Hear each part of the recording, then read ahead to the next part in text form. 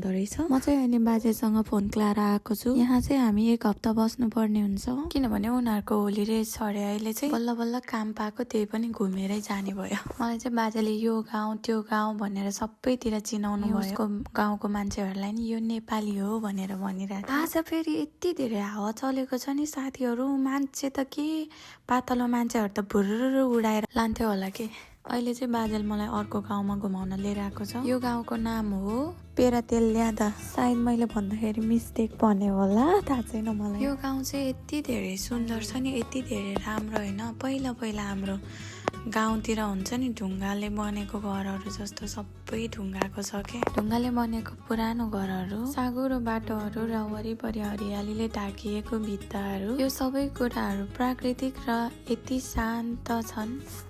यहाँको हरेक मोडमा इतिहास लुकेको छ। सबै कुराहरू पुरानो र ढुङ्गे सडक, ठ्याक्कै नेपालको याद आइरहेछ मलाई चाहिँ। सायद उनीहरूको लागि यो सामान्य ठाउँ हो, तर मेरो लागि चाहिँ एकदमै नयाँ अनुभव भयो। बाजेले स्पेनिस मात्र बोल्नुहुन्छ, मैले केही बुझ्दैन।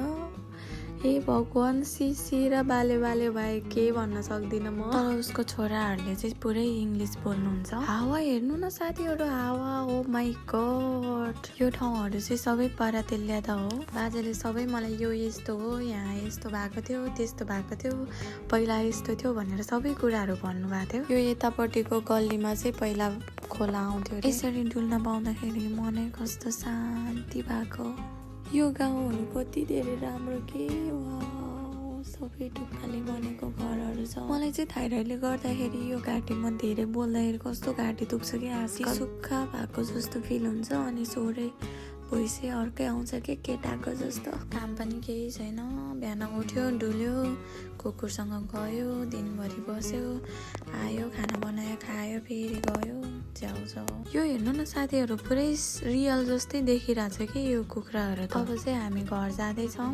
यो फुलहरू बाटोमा थियो।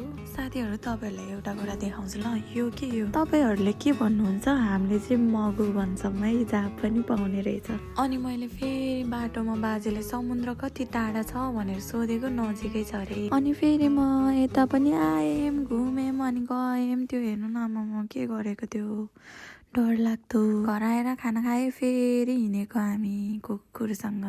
हावाको त कुरै नगरौँ गाइज, आज त ओ माई गॉड, हेर्नु न यहाँ कतिसम्म आएको छ। अनि यहाँ गाउँमा चाहिँ कति धेरै जाडो हुने रहेछ है। मैले चाहिँ ज्याकेटै ल्याएन कि, मैले आज त 3टा लुगा लाएको थिएँ ज्याकेट नभएर। ओहो। अनि फेरि घर आएर बेलुकाको खानाको तयारी गरेँ, अनि खाएर अहिले चाहिँ सुत्न लागेको हामी। बाई बाई, तपाईँहरू पनि सुत्नु होला।